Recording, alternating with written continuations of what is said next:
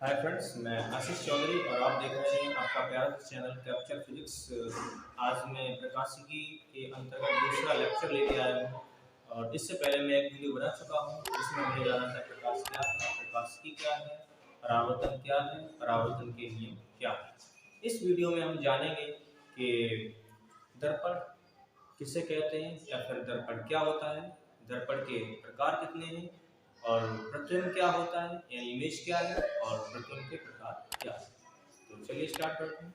जैसा कि मैंने यहाँ उल्लेख किया है कि दर्पण, दर्पण के प्रकार, प्रतिबिंब और प्रतिबिंब के प्रकार। सबसे पहले मैं इसको डिस्कस करूंगा कि दर्पण क्या है, कैसे बनाया जाता है। जैसे कोई समतल प्लेट है, कोई कांच की, ये कोई कांच की प्लेट है, जैसे आयताकार प्लेट हो, रेक्टेंगुलर शेप की, इसको आप ऐसे रखें।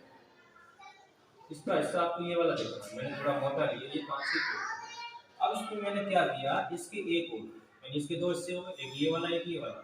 जैसे मेरी हथेली है ये, तो एक इसका ये सतह है यानी इसका एक पृष्ठ ये है, दूसरा पृष्ठ ये। तो हमने क्या किया, इसके एक पृष्ठ पर यानी इसके पीछे हमने मरकरी यानी पारा या फिर सिल्वर यानी केजी की पॉलिश कर दी। सबसे पहले हमने क्या किया, इसके ऊपर मरकरी या सिल्वर की पॉलिश कर दी। मरकरी या सिल्वर की पॉलिश कर दी। मरकरी या सिल्वर की पॉलिश करने के बाद हमने क्या किया, इसके ऊपर लाल ऑक्साइड यानी रेड ऑक्साइड, लाल ऑक्साइड, इसका पेंट कर दिया यानी इसकी पॉलिश कर दी। पहले तो हमने क्या किया, मरकरी या सिल्वर इनमें से किसी एक की पॉलिश कर दी। उसके बाद हमने इस पे क्या किया, लाल ऑक्साइड एंड रेड ऑक्साइड की पॉलिश कर दी। तो रेड ऑक्साइड की पॉलिश कर दी हमने इसके ऊपर दोबारा से।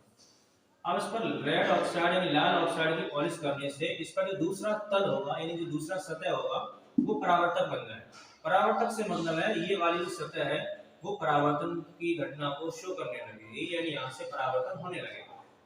अगर कोई प्रकाश किरण इस पे आ रही है, जैसे इस पे टकराएगी, तो अगर ये सिंपल सा कांच होता है, ऐसे करके ये कांच होता तो प्रकाश किरण आती, इसमें अगले चैप्टर में अपवर्तन, तो वो किरण थोड़ा मुड़ के ऐसे निकल जाती, इधर वापस नहीं आती, यानी वो लौटती नहीं। जब किरण लौटती नहीं तो इसका मतलब उसमें परावर्तन नहीं होता। तो इसी वजह से जो दर्पण होते हैं इनमें जो घटना होती है वो होती है परावर्तन की, यानी वो रिफ्लेक्शन को शो करता है। तो ये प्रकाश किरण आई, अब ये तल है, परावर्तक तल बन गया, इसको कहते हैं, इसे कहते हैं परावर्तक तल। और पीछे हमने पॉलिश कर दी है तो इस वजह से इसका नाम पड़ता है पॉलिश किया हुआ तल यानी पॉलिश सरफेस, पॉलिश किया हुआ तल, पॉलिश किया हुआ तल। और यहाँ से परावर्तन होता है तो इस सतह को बोलते हैं परावर्तक तल यानी रिफ्लेक्टिंग सरफेस, परावर्तक तल। तो ये प्रकाश किरण ऐसे आ रही तो टकराते हुए ऐसे परावर्तित हो जाएगी। तो दर्पण क्या होता है, ये कांच, नॉर्मली कांच से बनाया जाता है। कांच पे क्या होता है, एक इसके एक तरफ को पॉलिश कर देंगे मरकरी या चांदी की, इसको बोलते हैं पारा या चांदी की, और उसके ऊपर से क्या करते हैं, लाल ऑक्साइड की एक पॉलिश फिर कर देते हैं। ऐसा करने से ये होता है इसकी एक तल परावर्तक बन जाती है। तो इसी चीज को यानी इसको हम बोलते हैं दर्पण। क्या बोलते हैं, दर्पण। तो दर्पण की पहचान ही उसकी एक्चुअल परिभाषा है। तो दर्पण में हम यही लिखते हैं कि दर्पण नॉर्मली कांच से बनाए जाते हैं, इसकी एक पृष्ठ पर चांदी या पारे की पॉलिश कर देते हैं, पेंट कर देते हैं, उसके ऊपर लाल ऑक्साइड की फिर पॉलिश कर देते हैं। ऐसा करने से उसकी जो दूसरी ओर की तल है वो परावर्तक बन जाती है। और ये जो कॉम्बिनेशन है जो आपने बनाकर तैयार कर लिया, इसे हम कहते हैं दर्पण, दर्पण यानी मिरर। तो आई थिंक आप ये समझ गए होंगे कि दर्पण क्या है। बाद में हम आपको बाकायदा लिख के दे देंगे, उसकी टेंशन ना लें, अभी आप सिर्फ समझें। अब इसके बाद इसमें नेक्स्ट है दर्पण के प्रकार।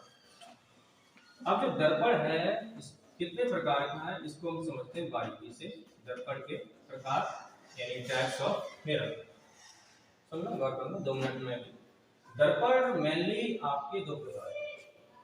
पहला तो है आपका समतल दर्पण यानी प्लेन मिरर, और दूसरा है आपका गोलीय दर्पण यानी स्फेरिकल मिरर, गोलीय दर्पण यानी स्फेरिकल मिरर। तो ये मैं आपको बता चुका हूं। और ये तो समतल दर्पण, कैसे, देखो नाम से ही लग रहा है समतल। समतल का मतलब है इसकी जो परावर्तक तल है वो समतल है।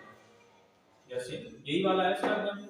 जैसे ये कोई कांच की प्लेट है, हमने इसके एक और हमने क्या किया, चांदी या सिल्वर की पॉलिश कर दी, पेंट कर दी। इसके ऊपर से हमने दोबारा क्या किया, लाल ऑक्साइड का फिर पॉलिश कर दी।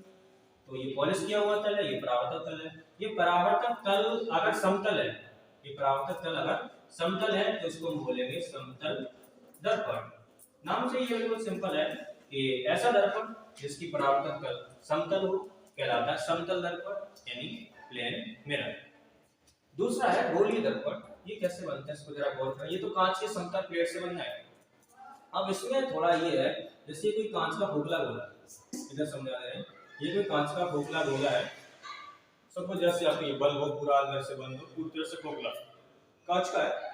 इसको हमने क्या किया, बीच से ऐसे काट दिया। जब इसको आप ऐसे बीच से ब्रेक कर देंगे, काट देंगे इसको, कट कर देंगे, तो इससे क्या होगा, इसके दो पार्ट बन जाएंगे, एक ये हिस्सा और एक ये हिस्सा। तो ये वाला हिस्सा मैंने ये बनाया और ये वाला इस वाले को नीचे बनाया, यही तो बनेंगे। एक ये वाला हिस्सा ये है, दूसरा वाला हिस्सा इसका ये। अब जब दर्पण बनाना है तो पॉलिश और पेंट तो हमें करनी है, तो हमने क्या किया, इसके इस सतह पर पॉलिश कर दी। अब वो पॉलिश को ऐसे दिखाते हैं, पॉलिश कर दी और इसकी इस सतह पर हमने पॉलिश कर दी। तो अब ये है पॉलिश किया हुआ तल और ये है परावर्तक तल, यानी यहां से परावर्तन होगा। इसमें ये पॉलिश किया हुआ तल है, ये परावर्तक तल है।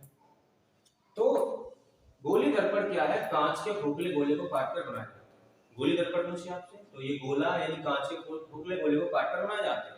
अब जो गोली दर्पण है वो दो प्रकार के बने होते हैं। एक होता है आपका उत्तल दर्पण, उत्तल दर्पण इसको कहते हैं कन्वेक्स मिरर, और दूसरा होता है आपका अवतल दर्पण, इसको हम कहते हैं कनकेव मिरर।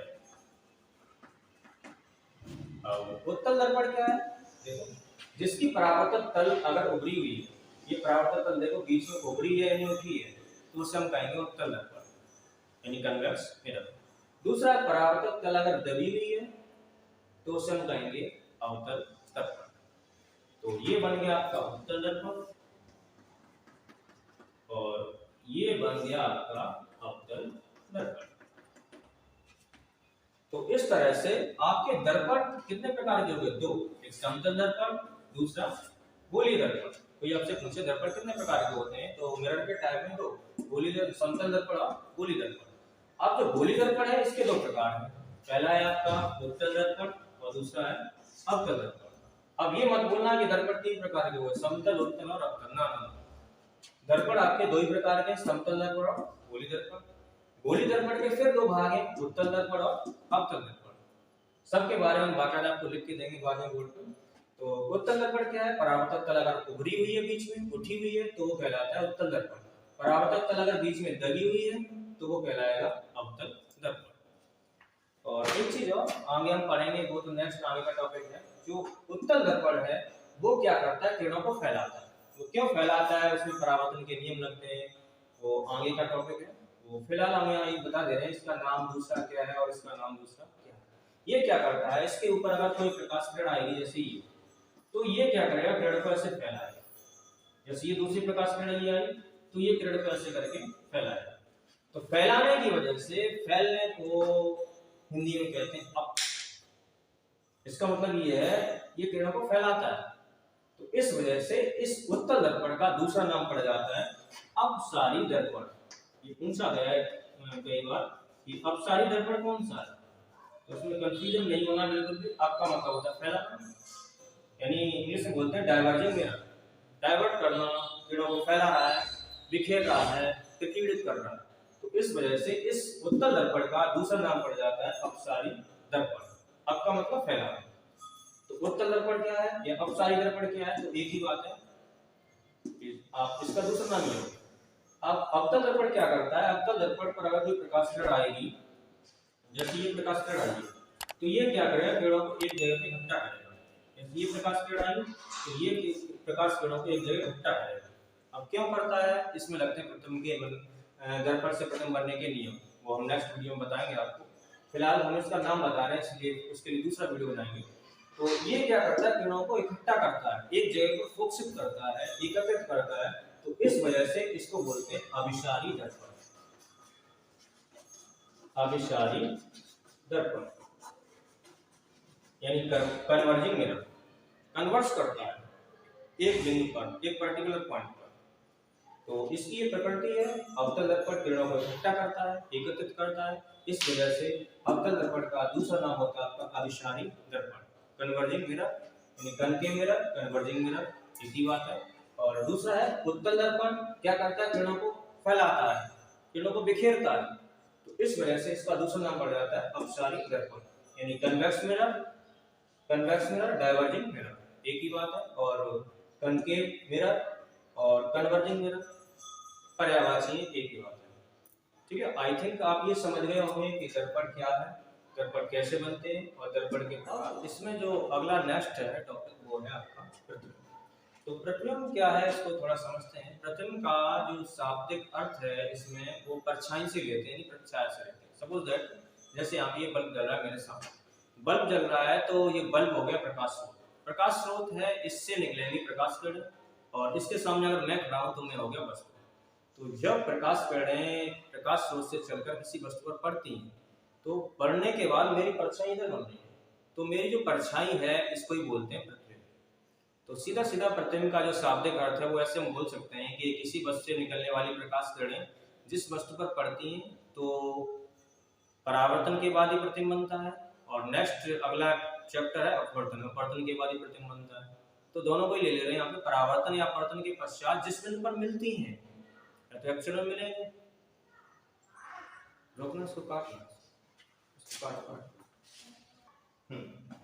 तो अब इसमें जो नेक्स्ट है वो है आपका प्रतिबिंब यानी इमेज। प्रतिबिंब क्या होता है कि जैसे ये प्रकाश स्रोत है, ये बल्ब है, बल्ब भी प्रकाश स्रोत है आपका, सूर्य प्रकाश स्रोत है, यानी जहाँ से प्रकाश हस्तांतरित हो रहा है।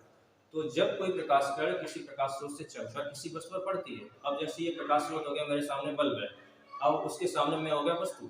अब प्रकाश स्रोत से प्रकाश किरणें चलकर वस्तु पर पड़ेंगी, वस्तु पर पड़ने के बाद मेरी परछाई इधर बनती है, तो बनने के बाद जो परछाई बनती है उस वस्तु की, उसे हम कहते हैं प्रतिबिंब। ये प्रतिबिंब का सीधा सीधा शाब्दिक अर्थ है, यानी किसी वस्तु से निकलने वाली प्रकाश किरणें परावर्तन या अपवर्तन के पश्चात, यानी उसकी जो परछाई बनती है वस्तु की, उसे हम कहते हैं प्रतिबिंब। यानी परावर्तन के पश्चात यानी किसी वस्तु पर पड़ने के बाद बनने वाली परछाई या प्रतिछाया, इसको हम कहते हैं प्रतिबिंब। अब ये तो प्रतिबिंब की शाब्दिक अर्थ हो गया, जनरल सी बात होगी, एक तरह की जो परछाई है वस्तु की, उसे हम कहते हैं प्रतिबिंब। अब प्रतिबिंब को समझते हैं दूसरे शब्दों में, जो यानी दर्पण से समझेंगे, थोड़ा इसको देखें। जैसे अभी हमने बताया था थोड़ी देर पहले, जो उत्तल दर्पण है वो क्या करता है, किरणों को, उत्तल दर्पण क्या करता है, किरणों को फैलाता है। जैसे उत्तल दर्पण है, ये क्या करेगा, किरणों को फैलाएगा। जैसे ये प्रकाश किरण आई, ये किरणों को ऐसे फैलाएगा, और ये प्रकाश किरण आई, ये किरणों को ऐसे फैलाएगा। सुनो, और जैसे वस्तु रखी है यहाँ, अवतल दर्पण क्या करता है, किरणों को इकट्ठा करता है बिंदु पर। ये प्रकाश किरण आई और इसने यहाँ पे फोकस कर दिया, और ये प्रकाश किरण आई, इसने यहाँ पे इसको मोड़ दिया, तो ये क्या करता है, किरणों को फैलाता है। अब फैलाएगा तो इसका प्रतिबिंब इधर तो बनेगा नहीं, इसका प्रतिबिंब कहीं बनेगा इधर जाकर, और इसका प्रतिबिंब बनेगा इधर। तो कुल मिला के ये जैसे होगी वस्तु, ये क्या होगी वस्तु, और इस वस्तु का ये किरण यहाँ पे मिल रही है तो यहाँ पे बनेगा इसका प्रतिबिंब, और ये वस्तु अगर यहाँ रखी है तो ये वस्तु होगी यहाँ पे, और यहाँ इसका बनेगा प्रतिबिंब। तो प्रतिबिंब के बारे में वो नियम अभी बताएंगे आपको, यानी किसी वस्तु से निकलने वाली प्रकाश किरणें परावर्तन या अपवर्तन के पश्चात किसी बिंदु पर मिलती हैं, उस बिंदु पर उस वस्तु का प्रतिबिंब बनता है, यानी उस बिंदु को उस वस्तु का प्रतिबिंब कहते हैं। जैसे वस्तु यहाँ रखी है और प्रकाश किरणें इसमें मिलती प्रतीत हो रही है, अक्षर नहीं मिल रही और इसमें मिल रही, तो इस वस्तु का ये क्या हो गया, प्रतिबिंब। इस वस्तु का ये क्या हो गया, प्रतिबिंब। तो प्रतिबिंब क्या है कि जब प्रकाश किरणें किसी वस्तु से चलती हैं, जब प्रकाश किरणें किसी वस्तु से निकलती हैं, तो निकलने के बाद जिस बिंदु पर मिलती हैं, इसमें मिल रही हैं और इसमें मिलती प्रतीत होती हैं, तो उस बिंदु को उस वस्तु का प्रतिबिंब कहते हैं, यानी उस बिंदु को उस वस्तु का प्रतिबिंब कहते हैं, इस बिंदु को इस वस्तु का प्रतिबिंब कहते हैं। अब प्रतिबिंब आपका दो प्रकार का है, एक आपका वास्तविक प्रतिबिंब, दूसरा आपका आभासी प्रतिबिंब। वास्तविक से क्या मतलब है और आभासी से क्या है, इसके लिए हमें थोड़ा ये बताना पड़ेगा आपको प्रतिबिंब बनने का नियम, थोड़ा बताते हैं इसको बात करें। ये तो मैंने ऐसे जनरल बता दिया कि प्रतिबिंब क्या है, किसी वस्तु में चलने वाली प्रकाश किरणें किसी वस्तु किसी बिंदु पर वास्तव में मिलती है प्रतीत होती है, तो उस बिंदु को ही उस वस्तु का प्रतिबिंब बोलते हैं। अब इसमें देखें कैसे बनते हैं और क्या है। ये मैंने आपके सामने बनाया आपका उत्तल दर्पण। ये उत्तल दर्पण हो गया, गौर करें बस 2 मिनट और। ये उत्तल दर्पण हो गया, इसे कहते हैं उत्तल दर्पण का पृष्ठ, यानी किसी दर्पण का पृष्ठ, यानी दर्पण कितना लंबा है, पृष्ठ की कुल लंबाई, उसे कहते हैं आपका द्वारक, इसे बोलते हैं द्वारक। द्वारक का मध्य बिंदु ये कहलाता है ध्रुव, और ध्रुव को नोट करते हैं पी से यानी पोल। अब ये मैंने पहले बताया ये गोली दर्पण है, 5 ही गोले से बना है, इसका केंद्र लगाओ इधर लगाओ, तो उस केंद्र को यहाँ कहते हैं वक्रता केंद्र, और वक्रता केंद्र को दर्शाते हैं सी से। वक्रता केंद्र और ध्रुव को मिलाती रेखा हम खींचते हैं तो उसे हम कहते हैं मुख्य अक्ष। क्या बोलते हैं? मुख्य अक्ष यानी प्रिंसिपल एक्सिस। ध्रुव यानी पोल और सेंटर ऑफ कर्वेचर यानी वक्रता केंद्र का मध्य बिंदु कहलाता है फोकस। क्या कहलाता है? फोकस। तो इसको मैंने और यहाँ बना दिया। अब दूसरा मैंने यहाँ पे बना दिया आपका अवतल दर्पण। अवतल दर्पण और अवतल दर्पण का ये क्या हो गया? द्वारक। ये द्वारक का मध्य बिंदु क्या कहलाएगा? ध्रुव। अब इसका जो सेंटर है, इसका जो सेंटर ऑफ कर्वेचर होगा वो होगा इधर, क्योंकि इसका जो सेंटर होगा गोले का वो इधर होगा। अब वृत्त का गोले का केंद्र बाहर तो होता नहीं, तो इस वजह से इसका जो सेंटर ऑफ कर्वेचर है वक्रता केंद्र होगा इधर। अब ध्रुव और वक्रता केंद्र को मिलाती रेखा ये कहलाती है मुख्य अक्ष, प्रिंसिपल एक्सिस, और वक्रता केंद्र ध्रुव का मध्य बिंदु कहलाता है focus, denoted by capital F. अब रूल है इसमें प्रतिबिंब बनने के नियम। पहली तो बात आपको ये ध्यान रखना है, प्रतिबिंब बनाने के लिए आपको कम से कम 2 किरणों की जरूरत पड़ेगी। 1 किरण होगी प्रतिबिंब आपका नहीं बनेगा, ज्यादा से ज्यादा कितनी भी हो प्रतिबिंब बन जाएगा, लेकिन कम से कम 2 होनी चाहिए। तो हमने माना कि वस्तु यहाँ पे है, वस्तु यहाँ। अब आगे टॉपिक है जिसमें हम कहते हैं प्रतिबिंब बनने के नियम, उसके लिए मैं नेक्स्ट वीडियो बनाऊंगा। तो उसमें ये बताया गया है, वो नियम है, ये कहते हैं कि यदि कोई प्रकाश किरण मुख्य अक्ष के समांतर आती है, समांतर किसी दर्पण के ऊपर पड़ती हैं, आपतित होती हैं, तो ये मुख्य अक्ष है, इसके समांतर ही है, तो फोकस से होकर जाती है या फोकस से आती प्रतीत होती है। अब प्रकाश किरण ये इधर आई, आ तो जाएगी नहीं, वजह क्या? पीछे क्या है? पॉलिश। तो वो किरण परावर्तित होकर इधर ही लौटेगी। अब इधर किधर लौटेगी? ये रूल कहता है ये फोकस है, तो वो किरण ऐसे लौट जाएगी ऊपर की तरफ। कोई अगर यहाँ पर्सन होगा तो सी लगे ये किरण कहां से होकर आ रही है? फोकस। कहां से होकर आ रही है? फोकस। एक किरण मैंने और ली, ये मुख्य अक्ष है, इसकी समांतर ये किरण ले ली, मुख्य अक्ष के समांतर आने वाली प्रकाश किरण बाहर तो जाएगी, इसमें क्या होगा? परावर्तन, मतलब वो किरण वापस लौटेगी इधर। अब किधर लौटेगी? ये नियम कहता है, ये प्रतिबिंब बनने का नियम है, ये फोकस से होकर जाएगी। अब उधर तो जाएगी नहीं, फोकस इसका पीछे है। अब ये लगे फोकस से आती प्रतीत हो रही है, ये फोकस है, तो वो किरण ऐसी मिल जाएगी। कोई पर्सन अगर यहाँ है तो सी लगेगा फोकस से होकर वो आ रही है। देखो हमें ये यहाँ से इधर से अगर कोई पर्सन कोई व्यक्ति यहाँ है तो उसे ये आभास होगा कि ये किरणें दोनों एफ से होकर आ रही हैं, मतलब एफ पर मिल रही होंगी, कोई ऐसी किरणें जा रही हैं, कहाँ मिल रही हैं? एफ पर।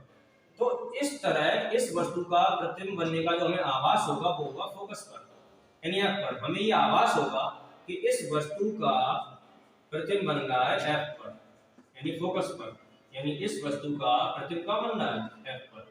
तो ऐसे प्रतिबिंब को बोलेंगे हम आभासी प्रतिबिंब। क्या बोलेंगे?